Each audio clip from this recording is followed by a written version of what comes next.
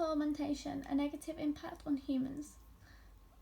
As you can see from the blog, I looked at Sue Palmer. Sue Palmer particularly looks at the negative impact on humans and the fact that children from technology can have toxic childhoods because they're spending excess time on social media, the television, and all types of technology.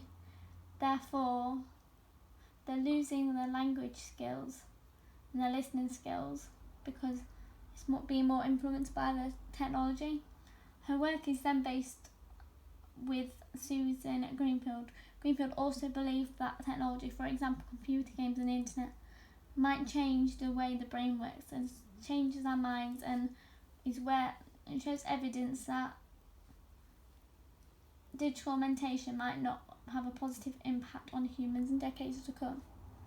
However, there is some positivity with digital augmentation, in particular with special educational needs students. It provides them with the help and assistance that they need within the mainstream education system to help them work alongside their peers without having to have too much additional help themselves. So they can use these assistants of technology to provide the help for them. Therefore, the teacher can balance the time amongst everybody rather than those in particular.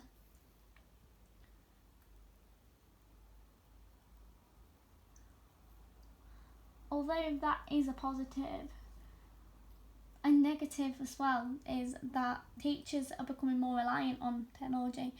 Therefore, when they're using technology in their lesson, if anything happens to the technology and it doesn't work, then they're gonna have to think of an extra lesson to replace that one. Sometimes it's hard for a teacher to think on the spot of an alternative lesson, which then you can see within the work produced by the child and how much help they need, because they haven't got that clear lesson what the teacher had planned. So the teacher, both teacher and the student, may suffer from not knowing what's happening in the lesson because the lesson was solely based on digital.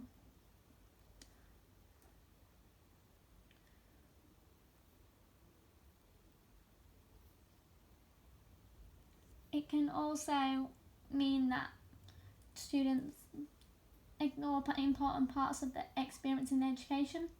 In addition, the students will not then progress because they won't learn from earlier mistakes that they're being told, so they're going to repeat the same mistakes over and over again. A study by Morrison said that students have paid more attention when using augmented reality systems. This means that the grades achieved could be decreased because important things have been missed by students when learning because technology is used in the classroom. And in this case,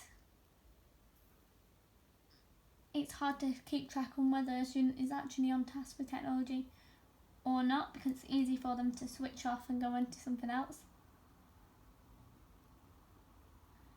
When discussing this with the teacher found it difficult to implement technology and still have the students on task, although it does have a massive impact positively because they're allowing themselves the technology to look up certain things that they need in their lesson.